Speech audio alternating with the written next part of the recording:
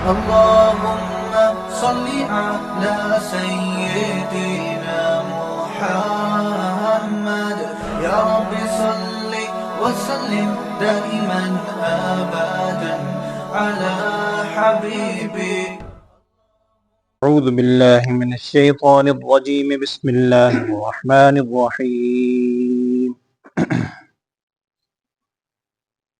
ومن أحسن قولا ممن دعا إلى الله وعمل صالحا وقال إنني من المسلمين.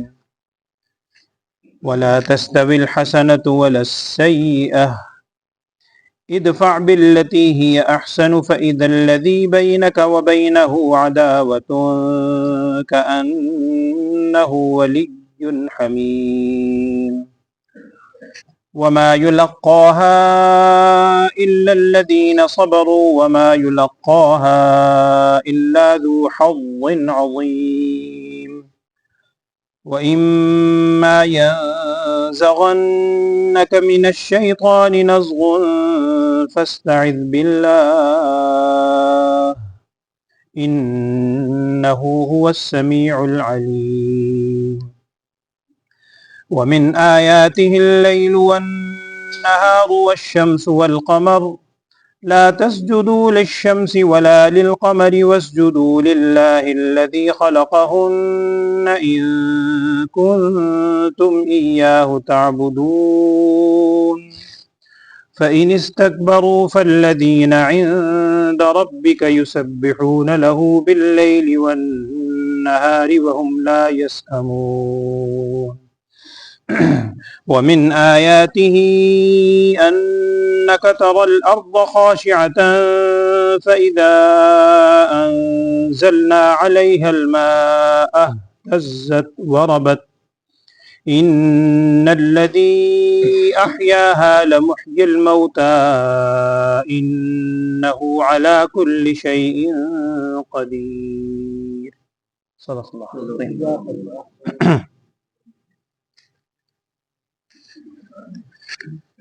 بسم اللہ الرحمن الرحیم.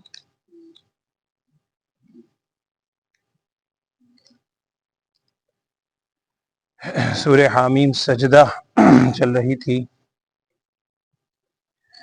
گزشتہ آیات میں یہ الفاظ ہمارے سامنے آئے تھے، ان الذین قالوا ربنا اللہ ثم استقاموا.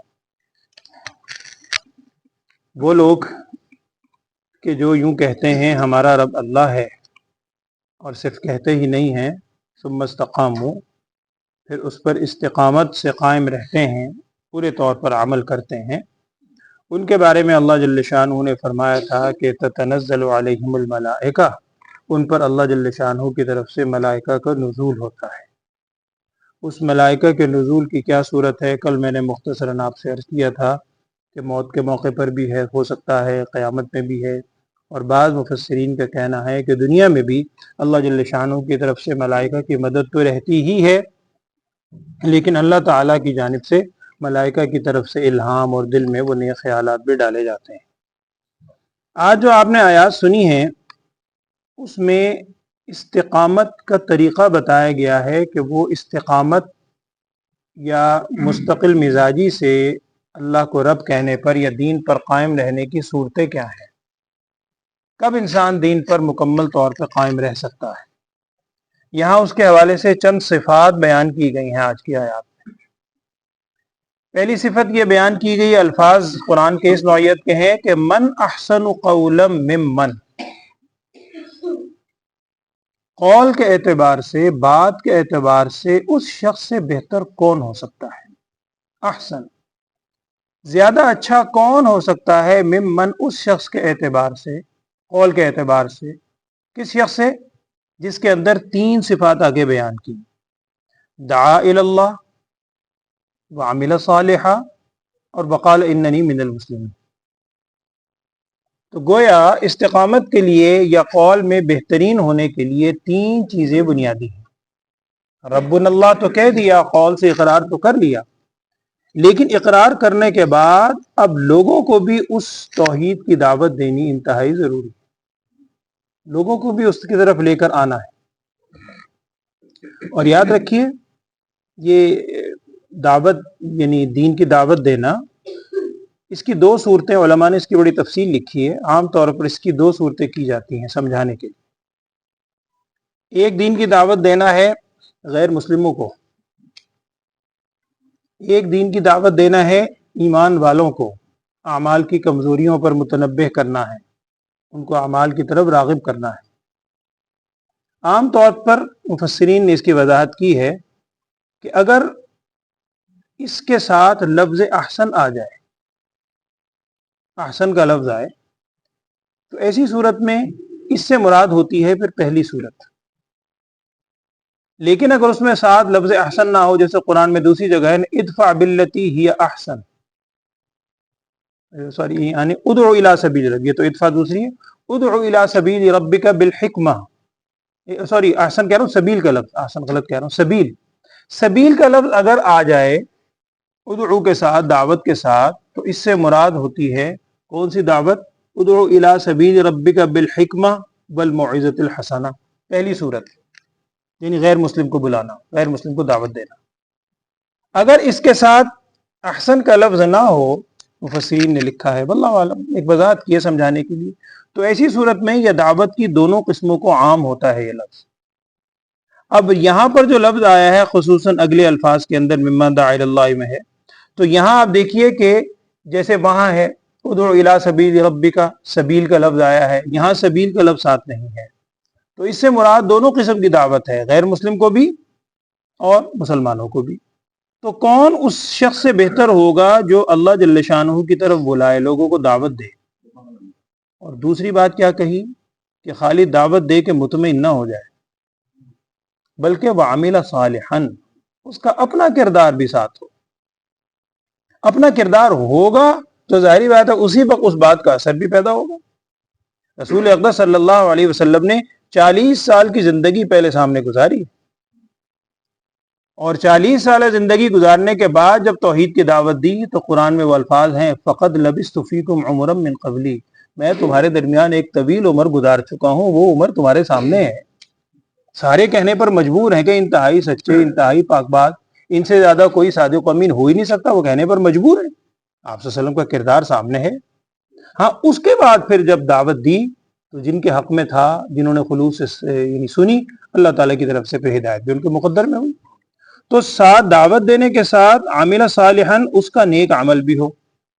تیسری چیز یہ ہے وقال اننی من المسلمین،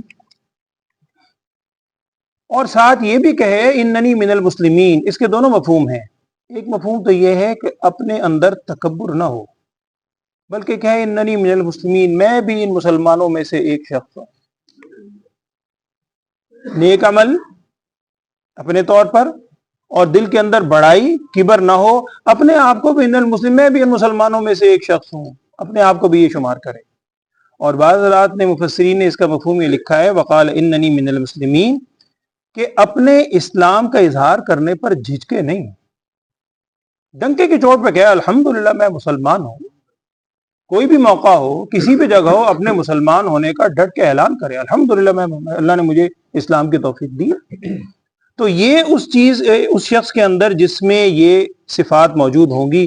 من احسن قولا، ایسے شخص کی بات سے زیادہ بلا بہتر بات کس کی ہو سکتی ہے جو دعوت صرف اللہ کی طرف دیتا ہے، نہ کسی پارٹی کی طرف، نہ کسی جماعت کی طرف، نہ اپنی ذات کی طرف، نہ اپنی برادری کی طرف، صرف اور صرف اللہ کی طرف دعوت دیتا ہے. اور عامل صالحہ، خود بھی انتہائی عمل ہے، پاکیزہ عمل رکھتا ہے. اور وقال اننی من المسلمین، اپنے اندر بڑائی نہیں ہے، اپنے آپ کو بھی انہی مسلمانوں میں کا ایک پر شمار کرتا ہے، کوئی اپنے آپ کو تکبر اس کے دل میں نہیں ہے. تو جو شخص ایسے بات کرے گا اس کی بات کا اثر کیوں نہیں ہوگا.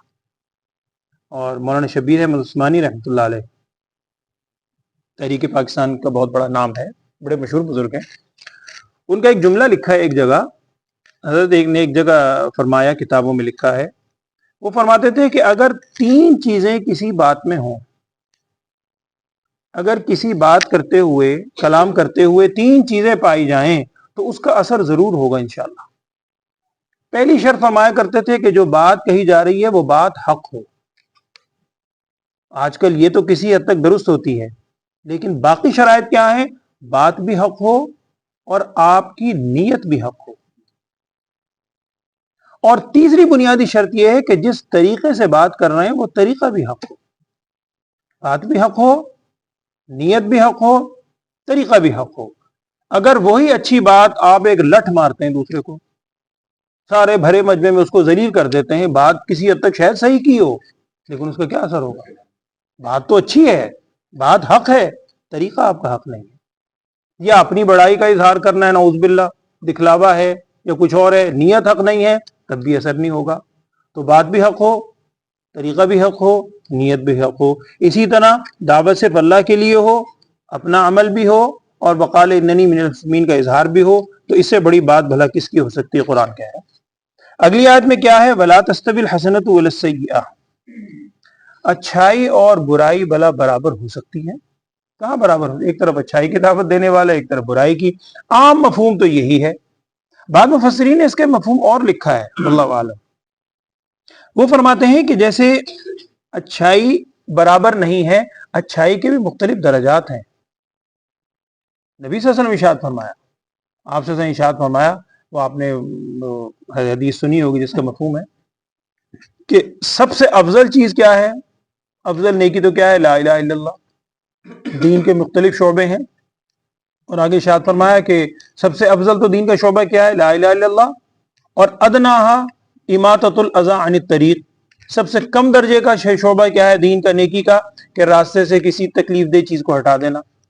اور پھر آگے ارشاد فرمایا تھا کہ والحیاء شعبۃ من الایمان, اور حیا بھی ایمان کا ایک بڑا بنیادی شعبہ ہے. تو جیسے نیکی کے مختلف درجات ہیں, برائی کے بھی درجات ہیں. کوئی برائی سنگین نوعیت کی ہے, کوئی کم درجے کی ہے, کوئی بہت ہلکے درجے کی ہے. تو اس کا بعد میں مفہوم یہ لکھا ہے کہ ولا تستوی الحسنہ, نہ تو نیکیاں سب برابر ہیں, کوئی اچھی ہے, کسی میں خلوص زیادہ ہے, کسی میں ریاکاری ہے, کسی میں کم درجہ ہے, ولا السیئہ, اور نہ ہی برائی برابر ہے. یہ مفہوم بھی ہو سکتا ہے. آگے الفاظ ہیں, اس کو ذرا آپ ہمیشہ ذہن میں رکھیے گا. ان آیات اللہ تعالیٰ فرما رہے ہیں کہ ادفع باللتی ہی احسن. دوسرے کو ہم کہتے ہیں نا دفع, انکار یعنی جواب دینا. دوسرے کو جواب دو, برائی کا جواب دو احسن طریقے سے. اگر احسن طریقے سے جواب دینے کی اللہ ہمیں توفیق دے دے تو قرآن کہہ رہا ہے آگے, اللہ تعالیٰ فرمانا ہے فَإِذَا الَّذِي بَيْنَكَ وَبَيْنَهُ عَدَاوَةٌ كَأَنَّهُ وَلِيٌّ حَمِيمٌ, کہ تیرے درمیان اور دوسرے کے درمیان جس کے عداوت چل رہی تھی, صرف برائی کا جواب اگر تو نے اچھائی سے دینے کی عادت ڈال لی, كَأَنَّهُ وَلِيٌّ حَمِيمٌ, ایسے ہو جائیں گے گویا کہ جگری دوست ہیں. صرف کیا ہے, آپ نے جواب دیتے ہوئے تھوڑا سا اپنے زبان کو کنٹرول کر لیا. صدیق اکبر رضی اللہ تعالیٰ عنہ, ان کا ایک واقعہ لکھا ہے کہ ایک مرتبہ ایک شخص نے ان کو بڑا برا بلا کہنا شروع کر دیا. اب ہر طرح کے لوگ ہوتے ہیں, ہر زمانے میں ہوتے ہیں. جب برا بھلا وہ کہہ چکا تو صدیق اکبر رضی اللہ عنہ نے بڑا حکیمانہ جواب دیا. انہوں نے کہا جو تو نے کہنا تھا وہ کہہ لیا, ٹھیک ہے, اگر تو واقعی میں ویسا ہی ہوں جیسا تو نے مجھے کہا ہے یا جیسا تو مجھے سمجھتا ہے تو اللہ تعالیٰ مجھے معاف فرما, اور اگر میں ویسا نہیں ہوں, تو نے جھوٹ کہا ہے, پھر اللہ تعالیٰ تجھے معاف فرمائے, تجھے معاف فرمائے. یعنی ترکی بترکی اسی الفاظ میں جواب نہیں دیا. جواب یہ دیا اگر تو واقعی میں ایسا ہوں, ممکن ہے مجھے نہ پتا ہو, اللہ مجھے معاف فرمائے, اور اگر تو غلط کہہ رہا ہے, جھوٹ بول رہا ہے, تو یہ بھی غلط بات ہے, پھر اللہ تجھے معاف فرمائے. تو جب اچھے طریقے سے جواب دیا جائے, اچھے طریقے سے جواب دینے سے لازماً اثر ہوتا ہے. اور یہیں ایک چیز اور ذہن میں رکھیں, یہ جو قرآن کی آیت ہے نا ادفع باللتی ہی احسن, اس کو ذہن میں رکھیے گا.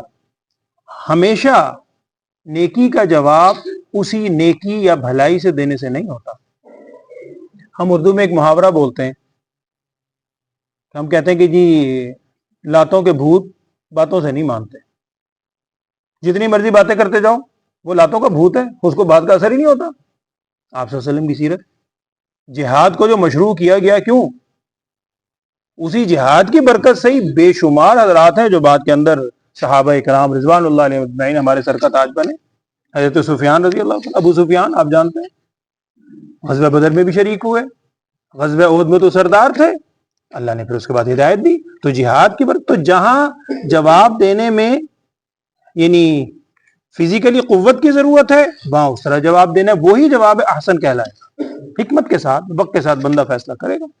تو جواب دیا جائے احسن طریقے سے۔ تو جن دونوں کے درمیان عداوت چل رہی تھی، قرآن کہہ رہا ہے کہ یہ جگری دوست کے اندر یہ دوستی میں بدل سکتا ہے، صرف جواب دیتے ہوئے تھوڑا سا انسان احتیاط کرے، اور خاص طور پر گالم گلوچ جو ہے اس سے حتی الامکان انسان اپنے آپ کو بچائے۔ وہ ایک حدیث کا مفہوم ہے، آپ نے سنا ہوگا، نبی صلی اللہ علیہ وسلم نے ایک موقع پہ ارشاد فرمایا، سب سے بدترین آدمی وہ ہے جو اپنے والدین کو گالی دیتا ہے۔ اپنے والدین، صحابہ نے وہی جو ہم بھی چونکتے ہیں، صحابہ نے کہا یا رسول اللہ صلی اللہ علیہ وسلم اپنے والدین کو بھلا کون بدبخت ہو جو گالی دے گا؟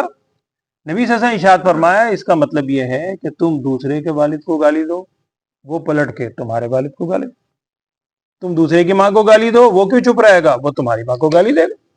تو گویا تم اپنے والدین کو گالی دینے کا سبب بنے، نہ تم سختی میں گالم گلوچ کرتے، نہ پلٹ کے وہ گالم گلوچ کرتے۔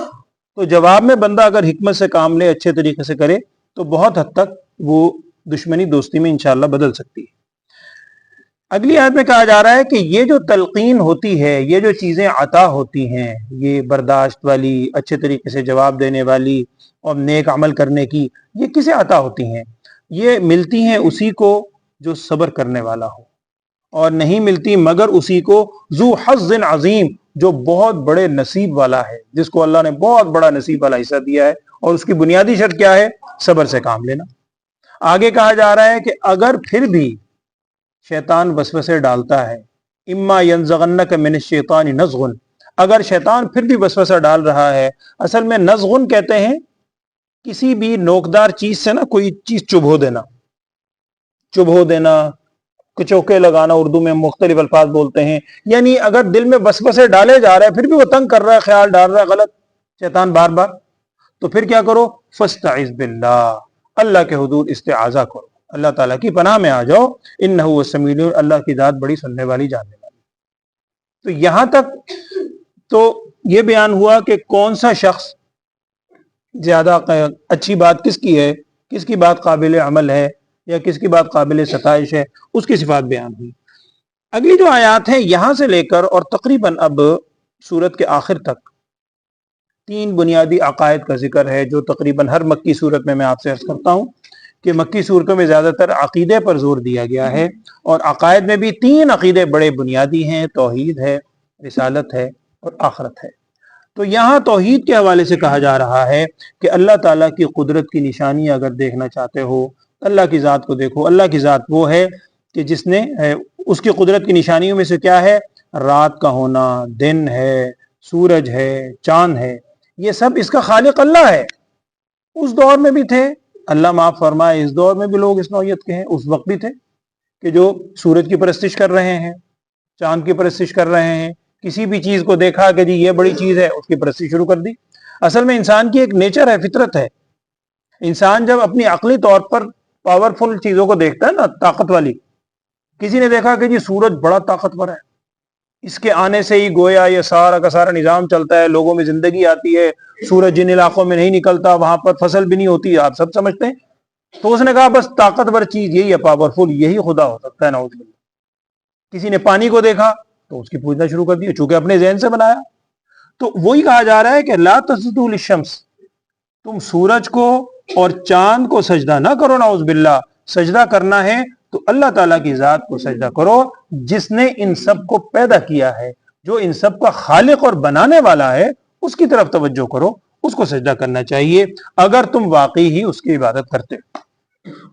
اور اگر یہ لوگ پھر بھی نہیں مانتے، اللہ کی عبادت نہیں کرتے، اللہ کو سجدہ نعوذ باللہ نہیں کرتے، پھر بھی شرک کرتے رہتے ہیں، تو اللہ تعالیٰ بے پرواہ ہے، اللہ کو کوئی ضرورت تھوڑی ہے، نعوذ باللہ۔ اللہ کی ذات تو وہ ہے کہ فالذین عند ربک، وہ ہستیاں، وہ فرشتے جو اللہ تعالیٰ کے پاس ہیں، عرش کے پاس، یسبحون لہ باللیل والنہار، وہ دن اور رات ہر وقت اللہ کے حضور تسبیح بیان کر رہے ہیں، اور وہم لا یسأمون، وہ اس سے تھکتے بھی نہیں ہیں۔ یہ نہیں ہے کہ وہ صبح شام کر کے آپ سوچو جی وہ دن رات کس طرح کرتے ہوں گے، تھک جاتے ہوں گے، وہ تھکنے والی ہستیاں نہیں ہیں۔ لہٰذا تم اگر عبادت نہیں کرو گے، اللہ تعالیٰ کی عبادت کے لیے تو فرشتے ہی بہت ہیں، صبح شام کر رہے ہیں۔ اب پھر مزید نشانیاں ہیں کچھ نشانیاں اور بیان کی۔ اللہ کی نشانیوں میں سے یہ بھی ہے، یہ ہر شخص اس کو دیکھتا ہے کہ تم زمین کو دیکھتے ہو خاشعتن، بڑی دبی ہوئی ہوتی ہے، خاشعہ کہتے ہیں دبنا، عاجزی، بالکل دبی۔ جب زمین بنجر ہو جائے تو ظاہری بات ہے بالکل دبی ہوتی، ابھرتی نہیں، اس میں گروتھ ہوتی نہیں، بالکل دبی ہوئی ہے، بنجر ہو چکی ہوتی ہے۔ لیکن فَإِذَا أَنزَلْنَا عَلَيْهَا الْمَاءَ، اللہ تعالیٰ فرما رہے ہیں کہ جب ہم اتارتے ہیں اس زمین پہ پانی، اہتزت وربت، پھر وہ لہلہاتی بھی ہے، وربت، اور ابھرتی بھی ہے، پھولنے لگتی ہے پھر۔ تو ان الذی احیاھا، وہ ہستی جو اس کو زندہ کرتی ہے، اس زمین کو مردہ ہونے کے بعد، لمحی الموتا، وہی ہستی مردوں کو بھی زندہ کرنے والی ہے، وہ اسی نے مردوں کو بھی زندہ کرنا ہے۔ وہ جو تم دوبارہ اٹھائے جانے پر شک کرتے ہو، تو یہ تم صبح و شام دیکھ لو، زمین کی مثال تم دیکھ لو۔ انہ علی کل شیء قدیر، اور صرف یہی نہیں ہے، اللہ کی ذات تو ہر چیز پر قادر ہے، وہ تو ہر چیز پر قدرت رکھنے والی ذات ہے۔ ترجمہ پڑھ لیں، اور سجدے والی آیت بھی آج آپ نے سنی ہے، آخر میں سجدہ کر لیجیے گا۔ اعوذ باللہ من الشیطان الرجیم، بسم اللہ الرحمن الرحیم۔ ومن احسن قولا ممن دعا الی اللہ، اور کون سا شخص زیادہ اچھا ہو سکتا ہے قول کے اعتبار سے، ممن، اس شخص سے، یعنی اس شخص سے بات کے اعتبار سے، قول کے اعتبار سے زیادہ بہتر کون ہو سکتا ہے؟ کون سا شخص؟ دعا الی اللہ وعمل صالحا وقال اننی من المسلمین، جو صرف اللہ تعالیٰ کی طرف بلائے، دعوت دے، وعمل صالحا، اور حضرت عائشہ صدیقہ رضی اللہ تعالیٰ عنہ سے ایک روایت ہے کہ اس سے مراد اذان دینے والا مؤذن بھی ہو سکتا ہے، مؤذن بھی ہے، وہ بھی دعا الی اللہ کرتا ہے، صبح و شام اذان دے کے اعلان کرتا ہے آؤ کامیابی کی طرف، آؤ نماز کی طرف، توحید کا اعلان بھی کرتا ہے، رسالت کا اعلان بھی کرتا ہے، تو اس سے وہ مراد بھی ہو سکتا ہے۔ اسی وجہ سے لکھا ہے بعض کتابوں میں، حدیث کا مفہوم ہے کہ اذان اور اقامت کے درمیانی وقت جو ہے، اس میں دعائیں بہت قبول ہوتی ہیں، بہت قبول ہوتی ہیں اس وقت۔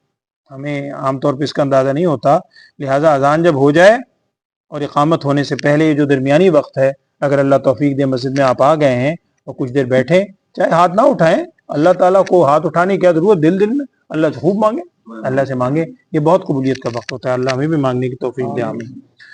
تو اس میں ہے ممن، کون اس شخص سے زیادہ ہو سکتا ہے جو نیک عمل بھی کرے اور وقال، اور یوں کہے اننی من المسلمین، بے شک میں فرما برداروں میں سے ہوں۔ ولا تستوی الحسنۃ ولا السیئۃ، اور نہیں برابر ہو سکتی اچھائی اور نہ ہی برائی۔ ادفع باللتی ہی احسن، جواب دے، باللتی ہی احسن، برائی کا جواب دے بہت اچھے طریقے سے۔ فَإِذَا الَّذِي بَيْنَكَ وَبَيْنَهُ عَدَاوَةٌ، کو وہ تیرے درمیان اور اس کے درمیان اگر عداوت چل رہی ہوگی، كَأَنَّهُ وَلِيٌّ حَمِيمٌ، گویا کہ وہ ولی حمیم، صرف ولی نہیں، حمیم، انتہائی گہرے دوستوں کی طرح بن جائیں گے۔ وَمَا يُلَقَّاهَا إِلَّا الَّذِينَ صَبَرُوا، اور یہ بات عطا نہیں ہوتی، نہیں دی جاتی مگر انہی لوگوں کو جو صبر کرنے والے ہیں، اور یہ چیز نہیں ہوتی وما یلقاها الا ذو حظ عظیم، مگر انہی لوگوں کو جو بہت بڑے نصیب والے ہیں۔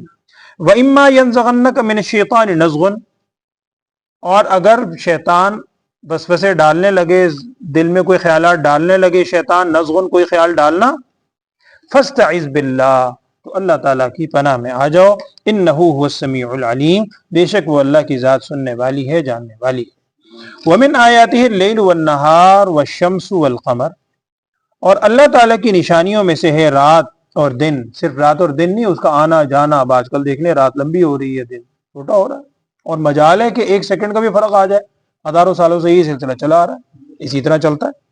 تو اللہ کی قدرت کی نشانیاں ہیں۔ لا تسجدوا للشمس ولا للقمر، تم سجدہ نہ کرو سورج کو اور نہ ہی چاند کو، اور سجدہ کس کو کرو؟ واسجدوا للہ الذی خلقہن، اور سجدہ کرو اس اللہ کو جس نے ان کو پیدا کیا ہے، ان کنتم ایاہ تعبدون، اگر تم واقعی اسی کی عبادت کرنے والے۔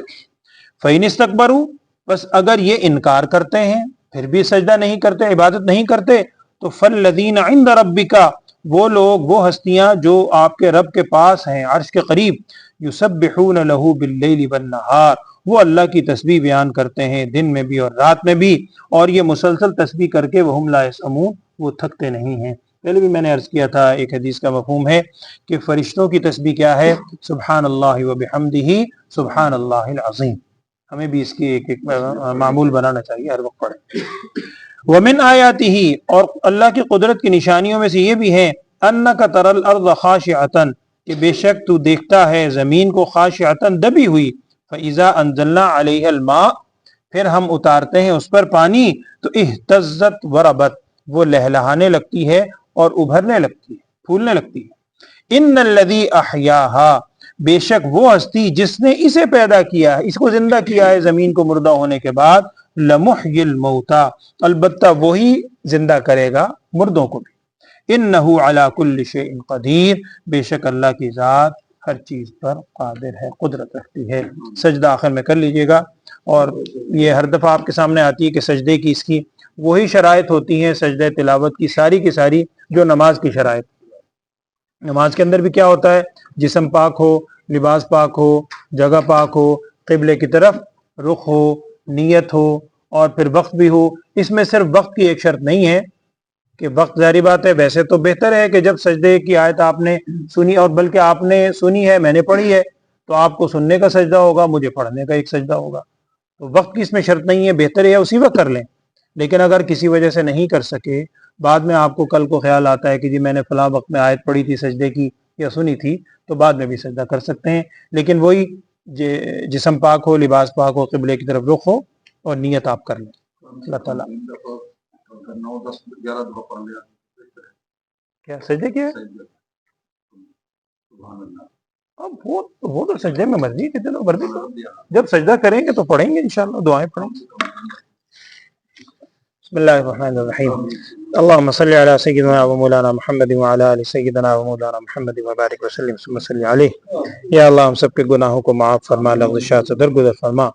قرآن کی آیات جو روز سنتے ہیں، آج بھی جو ہم نے جو صفات نیک بندوں کی سنی ہیں، ہمیں ان پر عمل کرنے کی توفیق عطا فرما۔ شیطان کے وسوسوں سے ہمیں بھی محفوظ فرما، نفسانی خواہشات کے یا اللہ فتنوں سے ہمیں محفوظ فرما۔